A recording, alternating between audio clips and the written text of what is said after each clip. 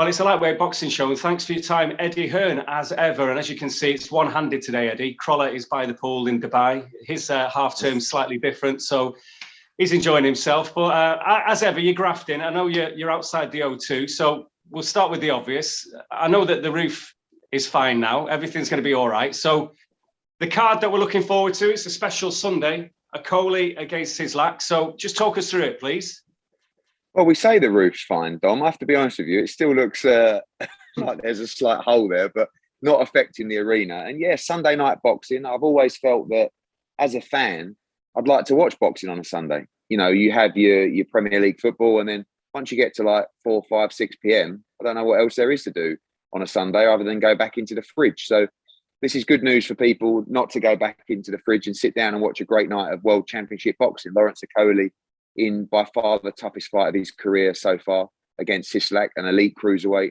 Of course, the professional debut of Galal Fire, the Olympic gold medalist, straight out the gate in a 10-round championship fight. Anthony Fowler up at middleweight, Fabio Wardley back at heavyweight, Chev Clark making his professional debut, the Olympian as well. Brilliant fight between Jordan Gill and Guerfi for the European featherweight title, Campbell Hatton, and much, much more. So big night of boxing on DAZN this Sunday. And I know that it's an earlier start, isn't it? Which I'm sure will please a lot of people. It's Sunday night, but I think the main event's around 9 o'clock. Is that right? Have you put that's on purpose, obviously, with it being Sunday? Yeah, I think so. I mean, look, we'll all be wrapped up well before 10 p.m. So it's good for people to get home from the arena, but also people watching at home. You know, it's not a Saturday night, so it gives you an opportunity to watch. I think we're kicking off at 3 p.m. on Before the Bell. So, you know, we're talking about 6 or 7 hours of live boxing action. And I think the main event, you're right, will be in the ring at 9 p.m. Sunday. I think it's a different kind of a viewing experience in the arena. You know, we'll have about 6,000 in there. People probably won't be quite as rowdy and as raucous because it's a Sunday. But I think from a viewing perspective, you know, I think it has a lot of potential on a Sunday. And it's going to be really interesting to see the numbers. Now, from Lawrence Okolie's point of view, I mean, this isn't a gimme by any stretch. I know that the Pole and his team, they're very serious about this, think they're going to shock Okolie. But if he does get through it, I know that there's a fella that's due to be, correct me if I'm wrong, ringside in Marius Bridis, who is the natural, obvious fight to make. But I think he's been chasing your mate, Jake Paul, hasn't he? I mean, I don't know what Marius Bridis is doing, but we'll find out on Sunday because he is the studio guest. Tells us he's got a lot of boxer tricks up his sleeve for Sunday. I'm a bit worried about that, but that's the natural fight. You know, Bridis is, for me, Lawrence Okolie is the best cruiserweight in the world. But on paper, with the resume, you have to say that is Marius Bridis. And you know, these are the fights that we should be making, not Marius Bridis against Jake Paul. So hopefully you'll get that question asked of him on Sunday on DAZN. And, you know, this is the final stage for Okolie before unifying. But I've got to tell you, this is a real fight. I mean, Cieslak is better than some of the world champions out there at the moment. So by far the toughest test of his career so far. And yeah, Marius Bridis will be there watching on, and hopefully we can get that fight on in the summer. Look forward to that. And I'll just cover other bits to wrap up with you, as we always like to do. I know that now the Fury Whyte situation is resolved in terms of contract side by Dillian. Now, I know you don't have any real skin in this fight as such, other than you have been working and helping Dillian Whyte. So just give us an insight into exactly what your role is with Dillian for this. Just there for him on the team to support him, really. I mean, we've promoted him virtually his whole career, always on a fight-by-fight basis because we've got a great relationship. And, you know, I've had his back over a number of years. He's had my back and we've always got on. So, you know, I'm definitely not invited onto the promotional table by Mr. Warren in this fight, which is going to cost him a lot of buys, but that's okay.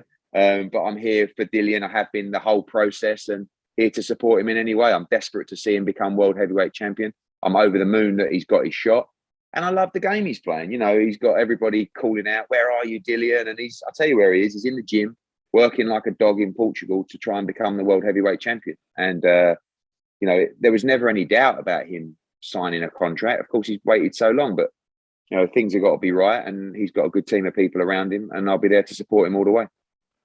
And will you be there on fight night? Because as it's not your promotion, you tend to stay away. So if I can get a ticket, you know, I don't think I'm going to be offered a ticket, Dom, to be honest with you. So I'll have to slip in the back door into Dillian's change room. But yeah, I expect to be there. Listen, I want to be part of, like I said, we've been through some great nights together and some tough times as well, you know, and we've had to back him through those times. And as I said, he's always supported us. We have a number of Dillian's fighters with us as well, with Alan Babbage and and Fabio Wardley and stuff like that. So we've got a great relationship, and I'm behind him all the way.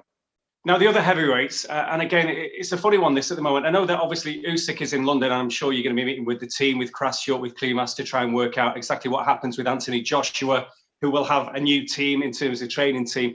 Anything you can tell us? I know that it's all done and dusted, but you've still got to absolutely rubber stamp venue and date. Yeah, I mean, for me, I spoke to Daniel Levy last night at Spurs, and I'd love to go back to Spurs for the rematch. I thought it was just the most incredible stadium.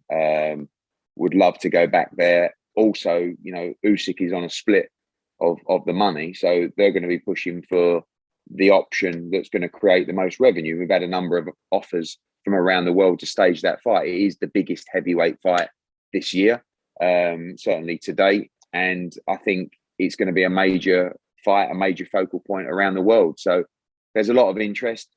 My preference, and I think AJ's preference, would be to do it back in London, but we'll speak to Aegis and Alex, and we're probably not a million miles away from announcing that fight. As you said, the contracts are signed, everything's done, so there's nothing really to negotiate or to argue about.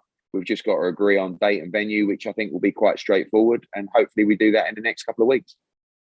We don't normally bring geopolitics into this kind of chat, but there is a serious situation that we're all involved in to a lesser or greater degree. Now, obviously, Usyk is from Ukraine.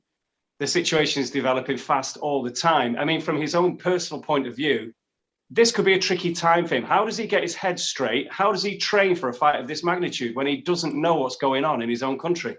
I think that my conversation with Alex Krasiuk is, and I don't want to go too deep in this, but the interpretation of the situation to us and the outer world might be a little bit different to the way they're interpreting the situation. But again, I have no idea. So all I know is at the moment they're extremely calm. It's not something that they've raised and said, oh, this could be an issue for us.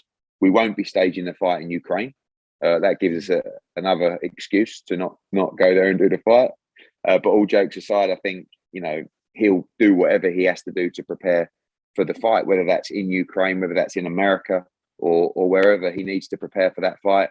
He wants to fight twice this year, as does Anthony Joshua. We expect that fight to take place in May or June, and it won't be any later. And when will we get an announcement about Josh's new team?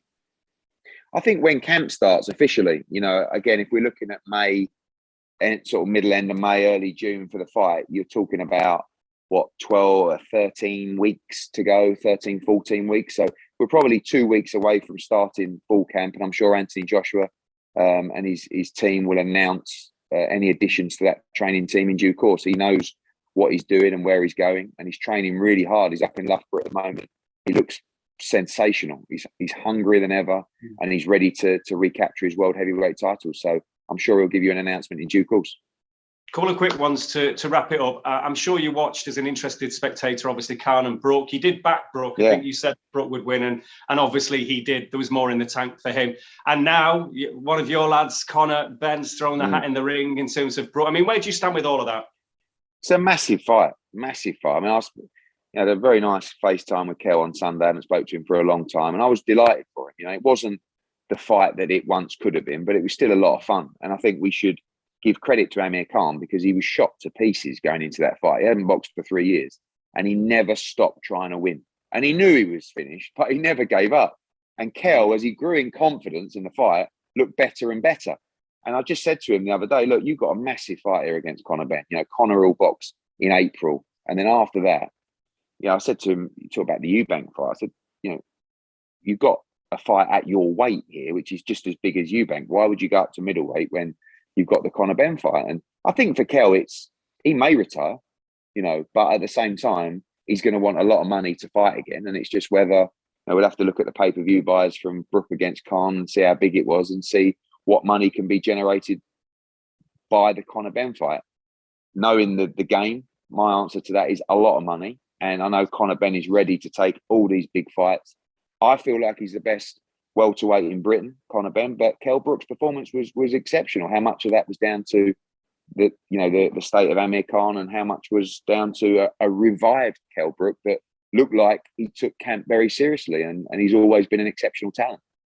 What's your gut feeling then, very quickly, on Brook? Do you think he's going to be too tempted by I that? think he'll fight again. Yeah, I think he'll fight again because I know the kind of numbers that I'll be offering for that fight, and it's a lot of money. And he'll feel good, Dom. You know, he'll feel like, oh, I made the weight well. You know, I looked good. I felt strong. So why? Why should I call it a day? It's all going to come down to the offer that will be presented for that fight. And like I said, I think it'll be very tempting for him. A final one, and again, not necessarily of major interest to you, but I'm sure you're looking and you're thinking down the line how it could be of interest to you. But Taylor, Catterall at the weekend, a big event north of the border, be a great atmosphere again. What do you think happens? I think it's an interesting fight because I think on paper it's a home run for Josh Taylor. You know, Catterall shouldn't be in the same league, but I don't think Josh will be that motivated for the fight because he's coming off a big fight with Ramirez, and of course he'll want to win. But it's just, I don't feel like it's a fight that's really gonna bring the best out of Josh Taylor, and that makes it more dangerous, if you like, because Jack Catterall can fight, but Jack Catterall's never boxed anyone of any world class, you know, any elite world level ability. So a lot will depend on how he can step up. But I do expect Josh Taylor to win the fight comfortably. We'll let you get on. I know you got that roof to fix, Eddie. So thank you very much indeed for your time. Cheers, mate. Speak soon.